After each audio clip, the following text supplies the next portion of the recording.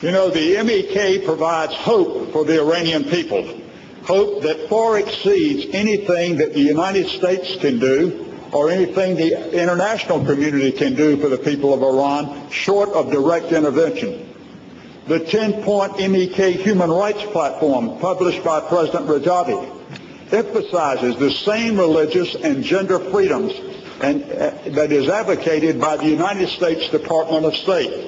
If we look back in history, we see that the MEK was placed on the list because the MEK was the enemy of the current Iranian regime back in 1991. And we in the United States put the MEK on the list out of hope that it would maybe normalize relations between the United States and Iran and the current Iranian regime. It didn't work then, and it is not working today. So let's get away from it. It's time to correct that mistake for the Iranian people. It's time to correct that mistake for the Iranian people. The current Iranian regime is a terrorist-oriented, anti-Western world, anti-democratic regime, and it is noted for that throughout the region in the Middle East. Iran has a much stronger concentration of nationalism, as I said, than any other country in the region. The current Iranian regime knows that, and they know that the MEK provides the best avenue for change, and it's why they consider the MEK to be a significant threat to them. Last week, I was outraged and embarrassed to watch the United States forces stood by as the Iraqis invaded Camp Ashraf. And we just witnessed in the film that we saw them killing and injuring unarmed Iranian civilians who are living there. Now, these are just not normal individuals. These are individuals who were promised protection by the United States. It is an organization that first alerted all of us, to the mullah's nuclear programs. Had it not been for that revelation, the current Iranian regime just might have a nuclear capability today. But as we witnessed last week, we failed to act when we had a legitimate and a lawful authority to do so.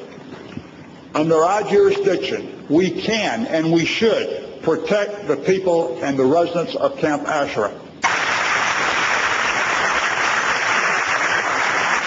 I call on Secretary Clinton and fellow Secretary Gates to acknowledge the commitment that we made to the residents of Camp Ashraf, to acknowledge the promise that we made with the residents of Camp Ashraf, and to honor the contract that we made to protect the residents of Camp Ashraf, and quit hiding behind the lame excuse that the area now belongs to the Iraqis.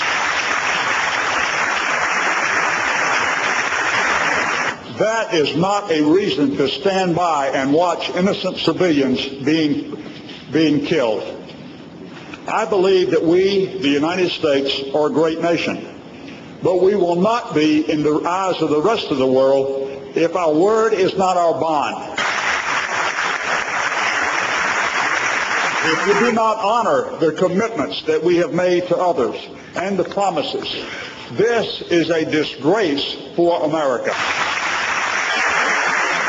If President Maliki is so weak that he cannot control his own armed forces, if he is so weak that he cannot, in essence, prevent his forces from attacking the United States or attacking the innocent civilians at Camp Ashraf, and that Maliki is nothing more, his regime is nothing more than a puppet for the current Iranian regime.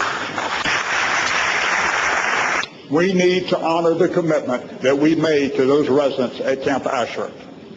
As I sat here today and looked at this photo of those great residents that died that President Rajai hung, I was reminded of Kosovo and how the Serbs had attacked the innocent civilians in Kosovo. We, the United States, we, the international community, did not stand by then and watch that happen. We intervened and stopped it.